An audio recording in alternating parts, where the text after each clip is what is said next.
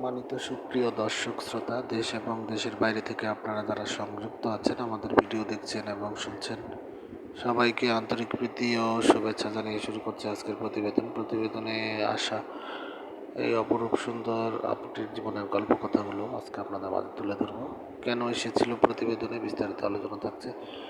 তা আপুটি দেখতে খুবই চমৎকার। ওনার গায়ের রং ফর্সা, উচ্চতা 5 ফুট 2 ইঞ্চি লম্বা, স্বাস্থ্য মিডিয়াম, পড়াশোনা 5ম শ্রেণী পাস। ওনার ফ্যামিলিতে উনি বড়। ওনার আর একটা ছোট বোন আছে, বোনটি পড়াশোনা করছে। পরিবারে ওনার বাবা মা নেই, ও বর্তমানে আপনার মামা মামির কাছেই থাকে। তো ওনার বাবা মার ওর অ্যাক্সিডেন্টে মারা যায়। উনি বর্তমানে একটি পোশাক কারখানায় কাজ করতেছে। ওনার বর্তমান বয়স 19। তো আসলে পারিবারিক দিক থেকে উনি অসচ্ছল বিদায় বিয়ে শাদী বসতে পারেনি।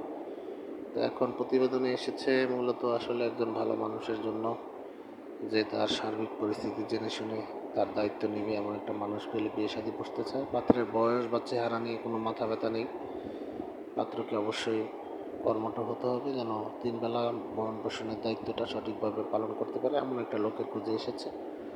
তো উনি নামাজ কালাম পড়তে পারে, কোরআন পড়তে পারে, উনি মুসলিম। তো এখন কথা হচ্ছে, ওনার আরও ডিটেল যদি জানতে চান, স্ক্রিনে দেওয়া নাম্বার আছে, নাম্বারে কল দিয়ে কথা বলে জেনে নিতে পারেন।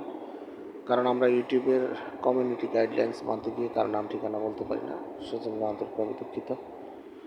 আর আমাদের চ্যানেলের ভিডিও যারা নিয়মিত দেখছেন এবং শুনছেন, প্রত্যেকটি ভিডিওতে একটি করে লাইক কমেন্ট করে এবং ভিডিওটি সর্বোচ্চ শেয়ার করে আমাদের চ্যানেলকে সাপোর্ট করবেন আর চ্যানেলটিকে সাবস্ক্রাইব করে রাখবেন, পাশে থাকবেন, সেই প্রত্যাশা নিয়ে আজকের মতো এখানে বিদায় নিচ্ছি। সবাই ভালো থাকুন, সুস্থ থাকুন, স্বপ্নভূমি চ্যানেলের সাথে থাকুন। আসসালামু আলাইকুম।